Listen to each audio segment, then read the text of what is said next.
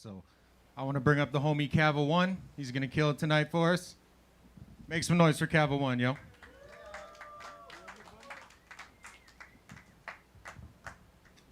Hello, everybody. How's Duncan doing today? Yeah, man. Thanks for coming up, bro. I really appreciate it. Thank you for having me out here, man. I feel honored to be part of this inception. Yeah, man. Yeah, it's killer, man. So let's say we have some new people new to you at home. Can you give them a little background, how long you've been rapping and stuff?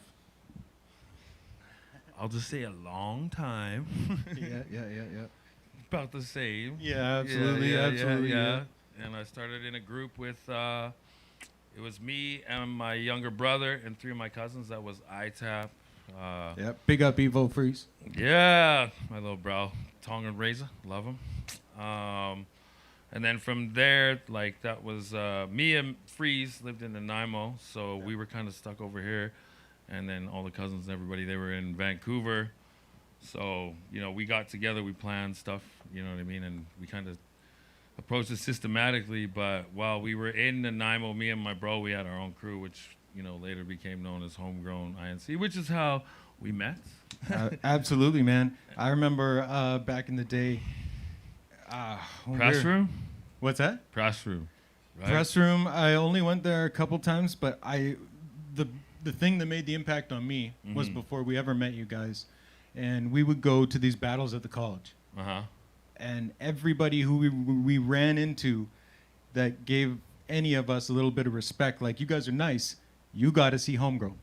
That's what everybody told us. For real. Back in the day, that was like Namrock stand up. Yeah, man. Cool. That's good. I like that, man. That's a good story. Yeah, no, serious. I honest to God, man. Yeah. There was, man, the Nanaimo scene's been awesome. I mean, it's evolved a lot over the years. I think the whole island is, man. Like, honestly, it's all. I think for our music scene to kind of thrive, because we're on our own little isolated, literal island here, right? So we're not exactly a part of like the Vancouver mainland scene. You know what I mean? Yep. And there's enough crews and towns and talented artists, up and down the island, that I just think it's on, like, OGs like you and, like my homie Attic out in Comox, or, me and my crew out in Nanaimo, and Victoria. I just think if we all work together, like, the island in and of itself will be like one tack on a map. It's not gonna be like when we grew up. It was like Nanaimo, Duncan, Victoria. It was like, it wasn't like a separation. It's just there wasn't enough a big scene to where our shit overlap. You know what I mean? Yeah, that's right. That's right. Yeah, man. I remember. Yeah, it was weird back in the day. Like, especially, well, I guess it's a lot of it has to do with social media, right? It makes it so available. That is huge for me because, the Homegrown era, ITOP era that you were mentioning, I actually retired from rap for like 9 years. I had a long distance relationship in America, so I worked on the rigs in Canada, and when I was on my time off, I was in Salt Lake City, Utah, and I just, I was just doing a different life, I didn't have any access, and it just kind of, it was a hobby, 2-3 times a year. I'd still come back to Nanaimo. I'd go to Slaughterhouse. I'd work with Lowe's and get something done. But I didn't, I wasn't doing shows, or, I had no aspirations for an album.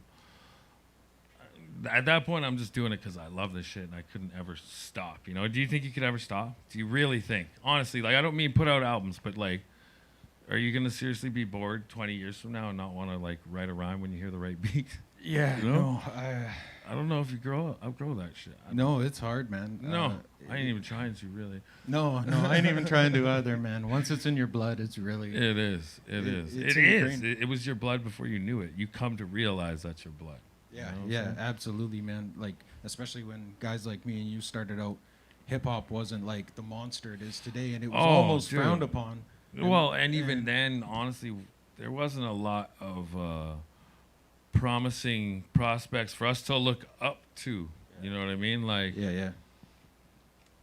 back around that time, it was like, like Rascals and Checkmate on the West Coast. Yeah, maybe. Yeah, Shout out to Rascals, Yeah. Checkmate, and Concise. Yeah, Chocolate. But yeah, that was all East Coast though. Yeah, Chocolate, all those guys. But like out here, there was Swollen members. They had this stranglehold on it, right? But other than that, even back then they weren't big yet, right? Like it wasn't until a few years later. Yeah, well, no, they were on Much Music already. I guess, yeah. Yeah, Right, but yeah. you know what I mean? Like, Yeah.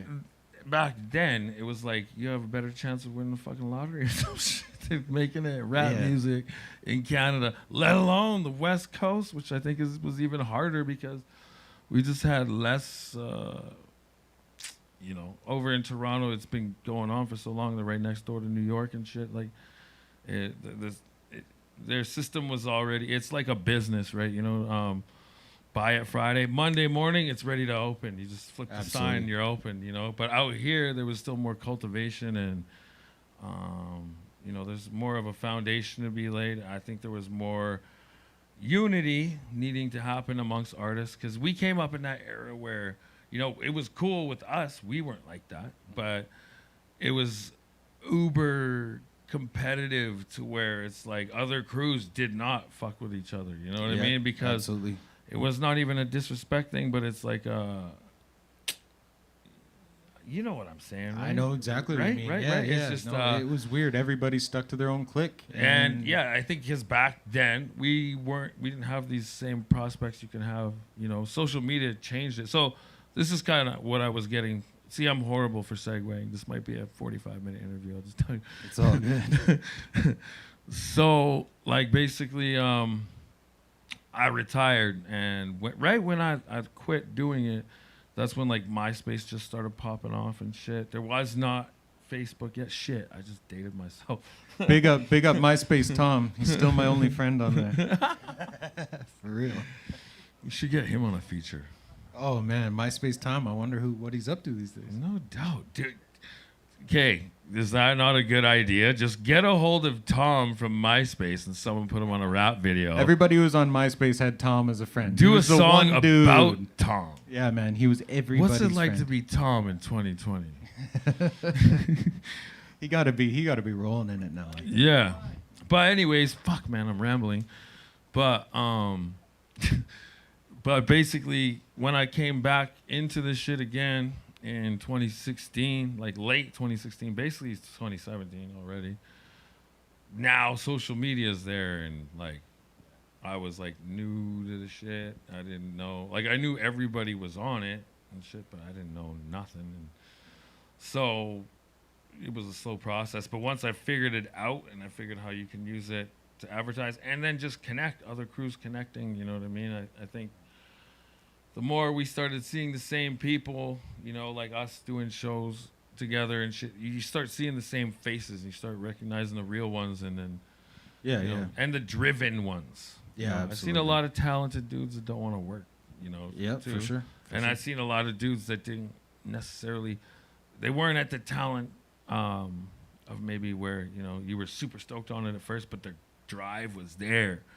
And then, you see certain cats, it's like when they want it, they want it. You get better. You can't be denied. That's what I honestly believe, man.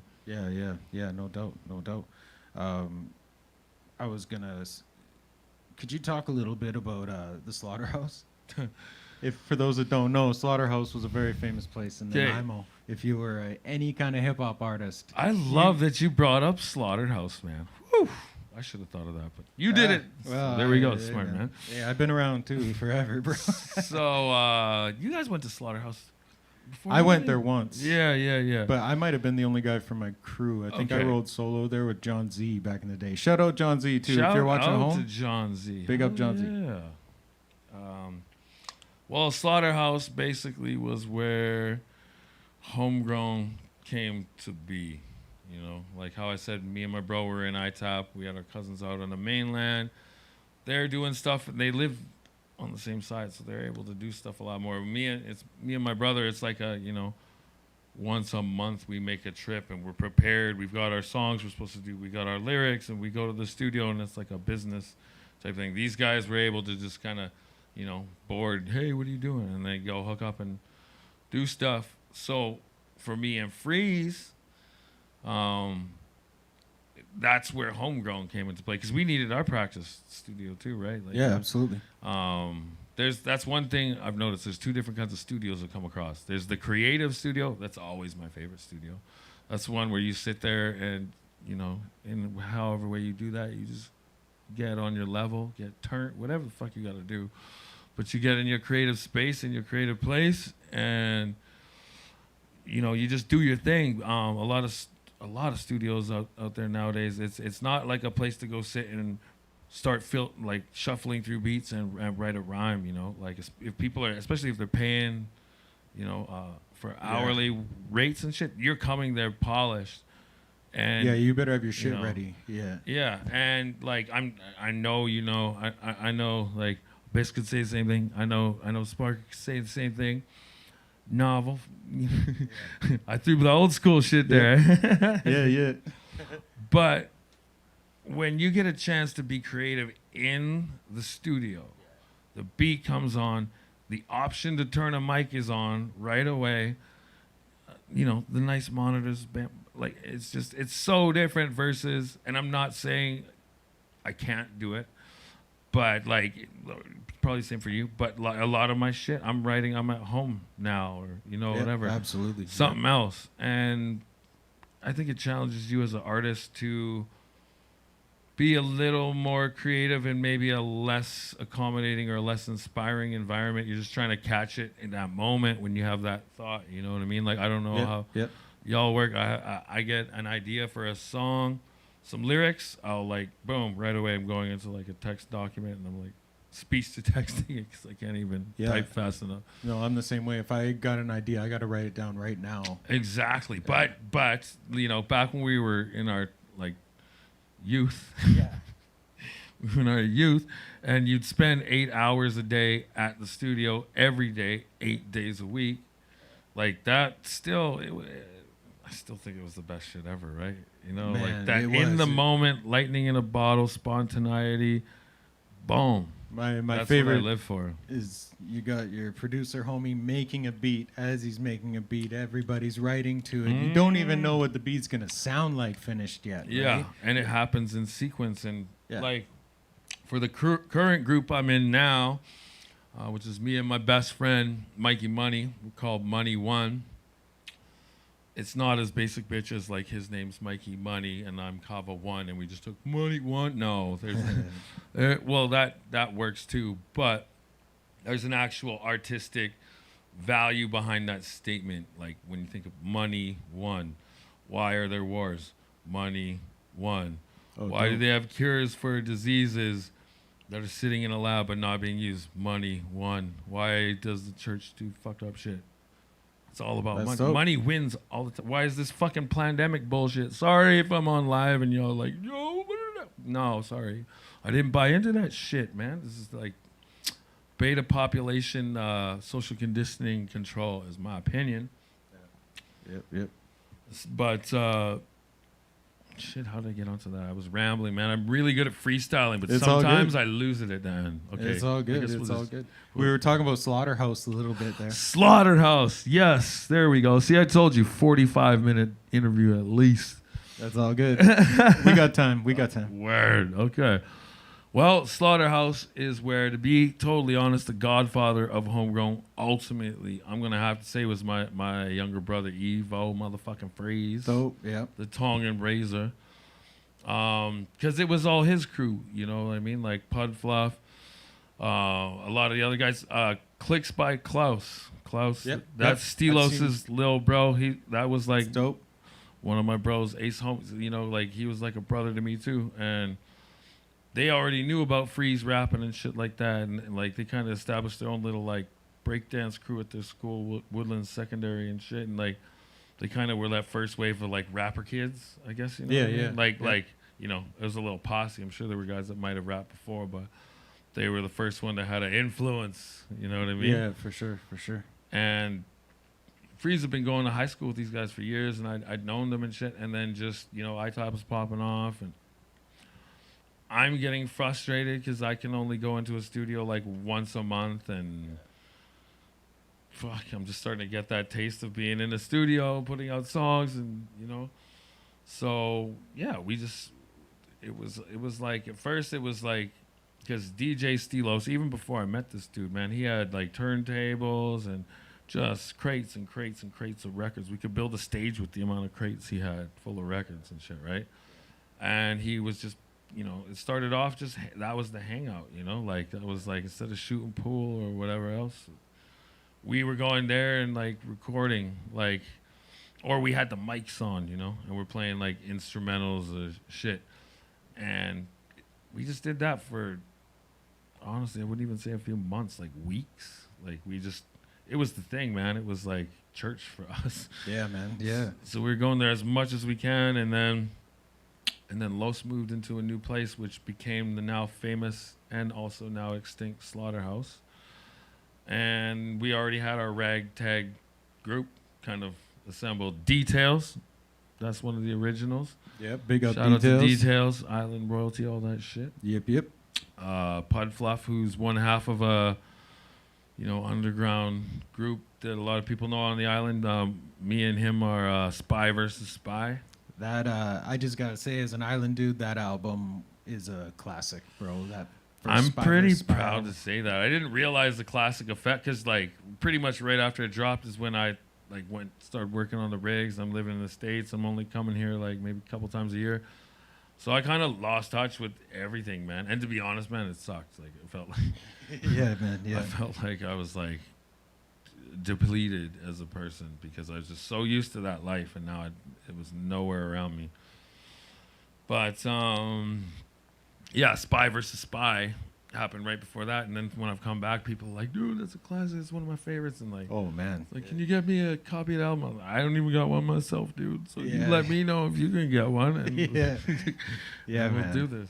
Yeah, man. I remember. I think I got a copy of that from John Z back in the day. I always used to go hang around CHLY. Yeah. Every time the Fix was on, I go down there and just see if he'd let me rap on air. Back in the day, I used to bug the shit out of him. Yeah. Back when it was him and Stelos DJ. Yeah. Big up Stelos. Yeah. Shout out to Los, man. Yeah, man. He's another guy like how you're talking about, like how I've been able to kind of stay relevant through the ages. Man, that guy is the main producer I've had through my whole career. Yeah, man. He was the main producer behind my whole solo album that came out in 2015, which, in all honesty, that album was like, took 5 years to do because that was during that 9-year hiatus, but I still would have a couple of heaters that I would just hang on to just because, I know. whatever. I got a solo album 10 years in the making, man. Is that what you're going to call it? What are you going to call it? I have no idea. I just put out like an EP last year, so I don't know. We'll see what's up. Yeah, so I guess I should eventually get to this part, right? Like my next solo album that'll be coming out is Kavawon, Chasing Destiny. I'm in a lot of groups, like as you mentioned. I just like to stay busy, man. If I'm just doing it by myself, I think maybe it's like an ADD thing or something like that, but I just have too many ideas and I need to process them, but I don't want to waste them because when I was younger, I would just kind of like, oh, that's a cool idea and just whatever, forget about it. A few I would retain, but that new album, did you record it all at IG, Independent Generation? No, there were a couple that I recorded. I'm still trying to kind of put it together because that album took a whole new look about 7 weeks ago. This is cool. I guess I get to kind of nice and seamlessly segue into my current situation. So I came across, it's weird because we haven't known each other that long, but we've already spent a shit ton of time together, talking, working together, blah, blah, blah. But my homie Corby, or K.I., Corby Instinct, that's his producer name. I give that producer name about a 5.5 out of 10. I told him just call him Corby Bryant, right? Like, yeah, dope. Think about that. Every time the beat comes on, Corby, right? Even though he doesn't like it, I call him Corby Bryant anyways. Fuck you, Corby. Nice. Anyways, I go to record my album with him, and it was just an experience I wasn't expecting. I treated it like how I mentioned how certain studios are nowadays, where you just go there prepared and you just go execute a game plan, right? Yep. Because it's been so long, like I swear to God, last time I was in a studio, and it's a creative studio where you show up with no ideas, you go there to make the idea and make it happen. When was the last time you had that? Like at ready expense, anytime. You just show up, hey, I got a song, boom. When was the last time? That was a long time. Fucking right? Yeah, man, yeah. So, but when I worked with Corby, that's exactly what he did. And you're going to see it actually on one of these songs. So first off, another segue. I kind of last minute changed some of the songs I had to do tonight because I had some issues with technology. So I'm not the most technologically savvy person. That's all good. But there's a song in particular this song, to me, it might not, I don't think it'll be the most important song on the album or even the most popular, but in a creative sense, to me, favorite fucking song. Dope. I'm So it's a song called Send in the Clowns, and a little bit of pre-context is I had just ended a pretty serious relationship, and so I'm moving into my new place, and I'm like putting on I'm like stacking boxes and shit, right? I'm not setting up furniture and shit. I'm just getting it in here.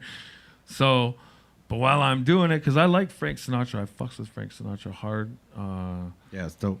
In particular, I love what Panic at the Disco did.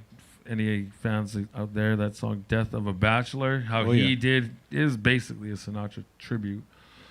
And I always knew I wanted to do some shit like that. So whatever, I was listening to some Sinatra during that because I needed to listen to some, something to cheer me up and shit because I, got dumped, kicked to the curb, and now I'm finding a new place. So I just started singing this fucking song. And I just, you're moving. It's a few hours, right? So I don't have time to write this shit down. So I'm just singing it over, at a bar, keep going, over, and then whatever. So I come up with a song called Send in the Clowns. And then I tried to get 2 different producers to make the beat for me. And they just couldn't do it, like, from what I was picturing, right? And then, so this is after about 3 days of when I first moved in, and I've been having this song just bouncing around inside my mind, but I haven't actually written it. I'm worried I'm going to forget the shit, whatever. So, like, on day 3, I get a hold of Mikey Money. That's my best friend that's in the group with me, Money One, at our group studio, which is called the Den of Iniquities. Dope. Yeah, it's a pretty cryptic name. Classic Mikey. But I go there, and basically I needed to beatbox. Like, I wanted this beat. I wasn't just going to sing like a cappella. So I beatboxed what I thought it should sound like, right? So, but it was just like a stencil, right? It was, so I had some kind of like timing semblance and melodic, something to correlate with, so I can record this song, because I still haven't written it yet. So I'm just trying to record this bitch because I don't even want to write it now. Yeah. So I go and do that, and this is where we talk about Corby Bryant. Corby! So I go to do this album, and I show him this, and this is super experimental. I'm not rapping. I just sing. Dope. That's dope. And it's in that Lounge Lizard big band, like Sinatra Mafia era shit. Like Bublé, I guess you'd say, is the modern equivalent. Dope. That's dope, man. And Corby took this bounce down where literally the only reason I recorded it was just to get my vocals and the lyrics put down in some format, right, before I forget them or whatever. He takes this bounce down, and you're gonna see it on this version I'm gonna perform. Right. It starts off with the beatbox I had and shit, and then slowly this motherfucker starts adding instruments and shit over it. Like, he hears the kick, he's like, and there's a kick there, like, there's a drum there, and dope. You know what I mean? And like stand up bass is happening now and shit. And it, at first we were just gonna get him to just do the whole beat like that, start it clean. And but when we were doing it, see, this is what I'm saying. This is the value of a creative studio to me, right? So he's getting ready to record my vocals because he wants me to re-record it and shit. And so he's just kind of letting the beatbox play, and while it happens, I'm like rapping or singing, and he just adds a little bit, and then before the end of the song, man, he's got a full accompaniment and it's organically just, too. Yeah, and I'm telling you, 17 minutes. Yeah, that's dope. Yeah. Like, it's an incredible feeling when you can go in here and you have like a sample or a melody in your head, like whatever. And when you got someone that can make it happen, make that like that audio vision a reality to where you're actually hearing it for real. And fuck, it sounds like how I pictured it. You know? Yeah, exactly. Yeah. Honestly, man, I feel like that's opening a Pandora's box for an artist, man. Like, you can't, like, I feel every artist who's really passionate about this shit, you owe it to yourself to somehow find yourself in a situation where you get that, man. It's like, I agree. There's nothing like it, man. yeah. You feel like you're like, 18 all over. That's how I felt there, man. That first night I went and recorded, keep in mind, we didn't complete them, but we got sizable chunks and finished some, but we did 13 songs in the first that's dope. day. Yeah. Then again, though, one of those songs was literally him. Like, this is what I'm talking about. Corby, you better buy me dinner for this shout out I'm giving you, dude. Anyway, steak. Anyways, like, one of the songs, which we haven't finished yet, I feel it's going to be a heater. It's called Sigh. Because that's the other thing, too. We knew our roles and shit like that. So we treated it very much like a process. So when it got to where I've just finished recording my stuff or whatever, or maybe he needs to do some editing, once he's got his job, I got my shit. I'm just on my phone with headphones and I'm writing. And I was writing for something else. And then I heard him just kind of freestyle, fucking around, just playing melodies, whatever. Like, not even for a song. He's just entertaining himself, right? And I was like, oh shit, that's dope. And then all of a sudden, there's this one part where I'm like, whoa, what the fuck was that, Corbs?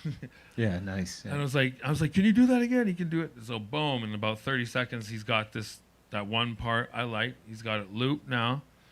And then, like, right away, I knew what the melody was, what I wanted to hum, and it was like freestyling when you're rapping. Like, I was just able to hit the lyrics with the melody I'm saying, and no shit, that's going to be one of our best songs. But out of the one of the 13, literally that was 7 minutes we spent on it. Like, I heard him 2 minutes to make the beat, give me about 5 minutes to think about it, record it. And I knew right there, I was like, okay, that's it. Because I was supposed to be doing something else. So put that to the side. Yeah. And let's go back to 345, which 345 is one of the songs coming up off my album. It's got Evil Ebenezer and Prada West on it. So dope. I'll be looking forward to that. Yeah. I'd love to chat with you more, man. Maybe we can do it a little bit more, but I think I got to get you into some performances here. Okay. If you don't mind. Am I allowed like maybe a little 5-minute halftime just to get my flash drive going? I had a little bit of technical difficulties, but right before I came out here. Oh, you got okay, never mind. We got the aux cord. We're about to do this right away. All right, we're on and popping. Here we go. So, everybody make some noise for Kavawon, yo. Thank you for listening.